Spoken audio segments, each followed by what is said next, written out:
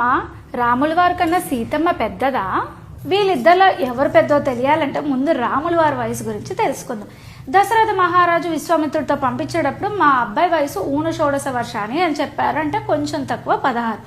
ఆ తర్వాత కౌసల్యాదేవి నాయన దశ సప్తశ వర్షాన్ని 17 సంవత్సరాల నుంచి నీ పట్టాభిషేకం కోసం ఎదురు చూస్తున్నానయ్యా అంది. ఆ తర్వాత సీతమ్మేమో పంచవింశక, మా ఆయన వయసు 25 సంవత్సరాలని అరణ్యకాండలో చెప్పింది. ఒకలేమో కొంచెం తక్కువ 16, ఇంకొకలేమో 17. సాక్షాత్ సీతమ్మ ఏమో 25 చెప్పింది. వీళ్ళ ముగ్గురులో ఎవరు కరెక్టు?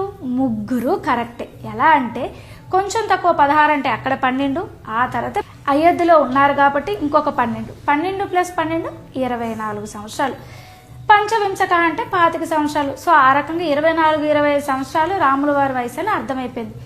మరి కౌసల్యాదేవి 17 ఎందుకు చెప్పింది? ఆమె చెప్పింది దశ సప్త ఛ వర్షాన్ని, 17 + 7 సంవత్సరాలు ఉపనయనం తర్వాత మిగతా 17 సంవత్సరాలు నీ పట్టాభిషేకం కోసం ఎదురు చూసానాయా అని చెప్పింది. సో ఈ రకంగా తల్లి, తండ్రి, భార్య ముగ్గురు వయసు 24 నుంచి 25 అని చెప్పారు. సీతమ్మ వయసు, తన వయసు 18 అని చెప్పుకుంది. కాపురానికి వచ్చే 12 ఏళ్ళు కదా, అంటే 6 సంవత్సరాలు పిల్లనిచ్చా పెళ్లి చేశారు రాముల వారికి? కాదు కదా. మనం ఎవరైనా మన వయసుని ఎలా క్యాలిక్యులేట్ చేస్తాం? భూమి మీదకి వచ్చినాకే కదా. కాదండి కడుపులో 9 నెలలు ఉన్నాను, సో నా వయసు సంవత్సరం 9 నెలలు అని ఎవరైనా చెప్పుకుంటున్నావా? కాదు కదా. మరి సీతమ్మ కూడా అదే చెప్పింది.